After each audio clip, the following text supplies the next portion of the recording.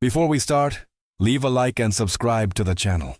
She noticed something was wrong not when they stopped her, but when nobody asked anything at all.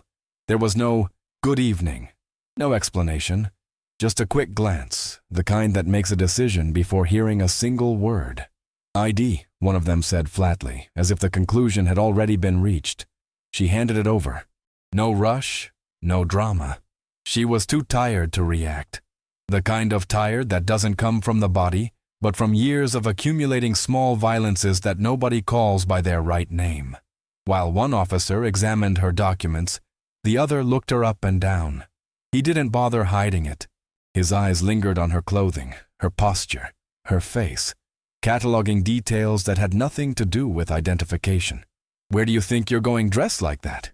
he asked, a crooked half-smile playing at his lips. She took a deep breath before answering. "Home." The laugh came quickly. Not loud, not exaggerated. Worse, confident. The kind of laugh that comes from men who've never faced consequences. "Right." He tilted his head slightly. "You don't look like a respectable woman." She felt her stomach drop, but kept her voice steady. "What exactly does that mean?" The answer was a step forward, then another.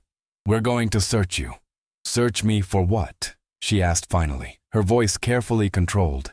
"Because I said so." And there, without interested witnesses, without anyone willing to intervene, the comments disguised as jokes began. The looks that lasted too long, the hands that lingered longer than necessary during the pat-down. They weren't searching for anything. They never were. This wasn't a search. It was a lesson, the kind that doesn't leave visible marks. She didn't cry, not yet. The humiliation didn't happen all at once. It built gradually, deliberately, like they were savoring it. "Stay still. If you cooperate, it'll be over faster," one of them said, his hand on her shoulder pressing just hard enough to make the threat clear. She stayed still, not because she agreed, but because she'd learned early that sometimes fighting back only makes things worse. Sometimes survival means swallowing your dignity and waiting for the moment to pass. One officer stepped back slightly, watching the scene like someone observing something tedious but mildly entertaining. The other continued, making comments in a low voice, things that should never be said to anyone. "I bet you like attention. Look at that outfit. Then you complain about how you're treated." Her face burned, not with shame, with contained rage that had nowhere to go. That's when she noticed something even more cruel. None of them thought they were doing anything wrong. There was no rush, no tension, no fear of being caught, just the absolute certainty of impunity. They'd done this before. They would do it again. They believed themselves untouchable. When it finally ended, they tossed her documents back carelessly. Her ID landed on the ground. "You can go." That was it. No apology, no explanation, no record of what had happened, as if the last 15 minutes had simply evaporated into the night air. She took 2 steps forward, then stopped, turned slowly. "You know that was illegal, right?" The laughter came louder this time, more relaxed. "Illegal?" One of them grinned. "What are you going to do? File a complaint?" He stepped closer, his voice dropping to a mock whisper. "Who do you think they're going to believe, us or someone like you?" She stood silent for several seconds, her heart pounding so hard she could feel it in her throat. Then she pulled out her phone. "Let's find out." They exchanged glances, amused rather than concerned. One started to reach for her phone, then thought better of it. They weren't worried. They'd heard threats before. Empty words from people who never followed through. They didn't know that the call was already connecting to someone they definitely didn't want to answer. "Hello." The voice on the other end was firm, alert, immediately present. She didn't explain everything. She didn't need to.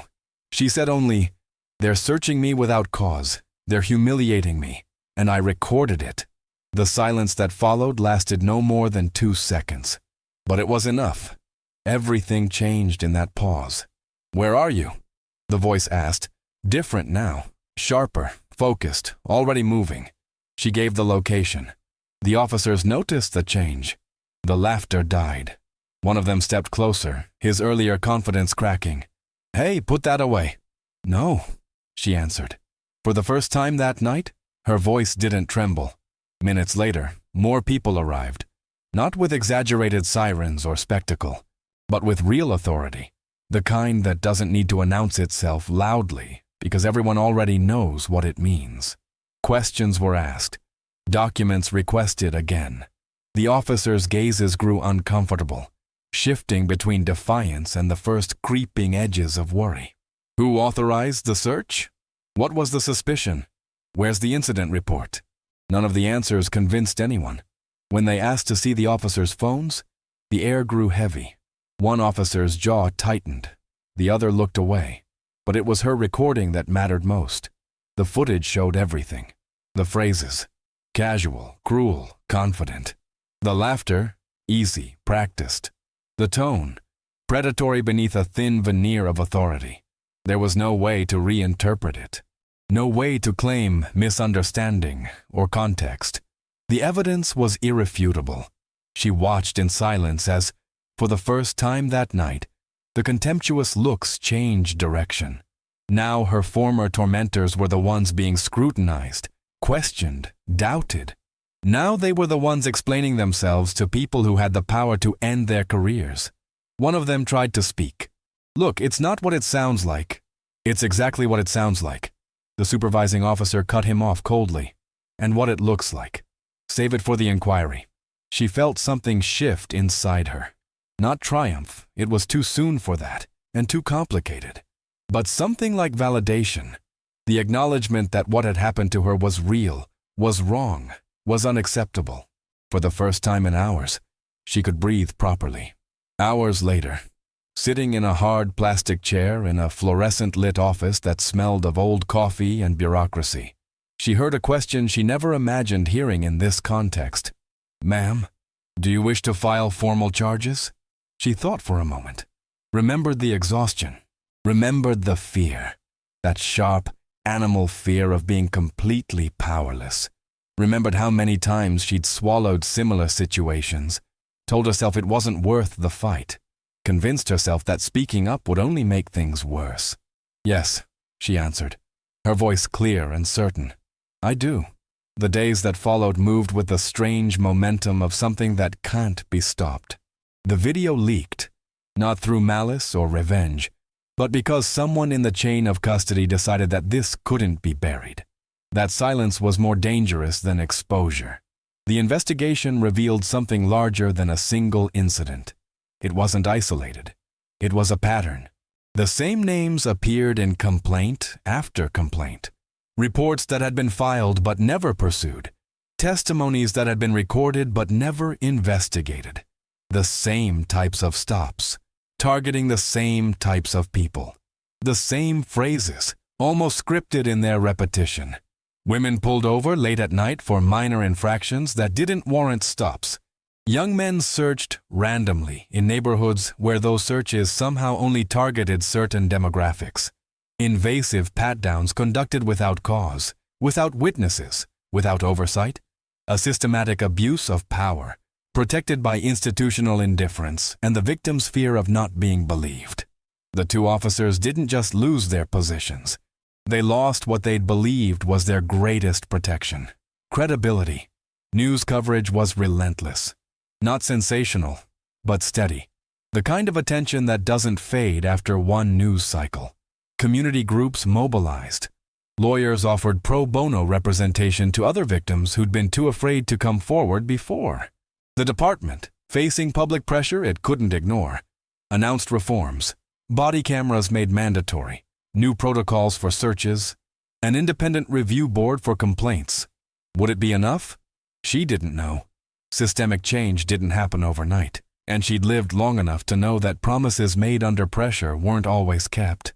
But it was something, more than there had been before. The plot twist that nobody expected came weeks later, in a quiet conversation with a journalist who'd been following the case. "Can I ask you something?" the journalist said carefully. "That night, when you made the call, everyone assumed you were calling a lawyer or someone with connections, someone powerful. But that's not what happened, is it?" She smiled slightly. "No, it wasn't." "So who did you call?" "My older sister." The journalist waited, clearly expecting more. She works reviewing disciplinary procedures, has for years. Nothing glamorous, she's not a prosecutor or anyone famous.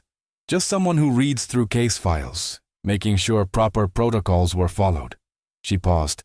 She's seen too many stories like mine end in silence. Complaints filed and forgotten. Evidence that mysteriously disappears. Victims who give up because the system exhausts them. And this time? This time, she knew exactly what to do. Who to call. How to make sure the evidence was preserved. The right people were notified. The proper procedures were followed from the beginning. She'd spent years watching the system fail people. She wasn't going to let it fail me. The journalist nodded slowly, understanding. So it wasn't power that made the difference. It was knowledge. And persistence, she added. And being too tired to accept silence as the only option. When they asked if she felt vindicated, she gave an answer that surprised some people. No, not vindicated. She looked at the camera directly, her expression calm but intense. I feel relieved, because for the first time nobody told me to stay quiet. Nobody told me I was making a big deal out of nothing. Nobody suggested that maybe if I'd just dressed differently, acted differently, been different, none of this would have happened. She took a breath. For the first time, people listened, actually listened, and believed that what happened to me mattered, that I mattered. The interview ended there, but her words kept circulating. They resonated with people who'd had similar experiences, different contexts, different specifics, but the same fundamental violation of being treated as less than human by people who were supposed to serve and protect. Her case became a reference point, not because it was the worst, tragically, there were worse, but because it was documented, prosecuted, and resulted in actual consequences. Because she hadn't stayed quiet. Because sometimes one person refusing to accept the unacceptable is enough to start something larger than themselves. Months later, she was invited to speak at a community forum about police accountability. She almost declined. She wasn't a public speaker, wasn't an activist, didn't particularly want to be the face of anything. But she went. And when someone in the audience, a young woman who looked barely 20, raised her hand and asked, "How did you find the courage?" She answered honestly, "I didn't. I was terrified. I'm still terrified sometimes when I think about what could have happened if things had gone differently. If my sister hadn't answered, if the evidence had been dismissed, if nobody had cared." She paused, choosing her words carefully.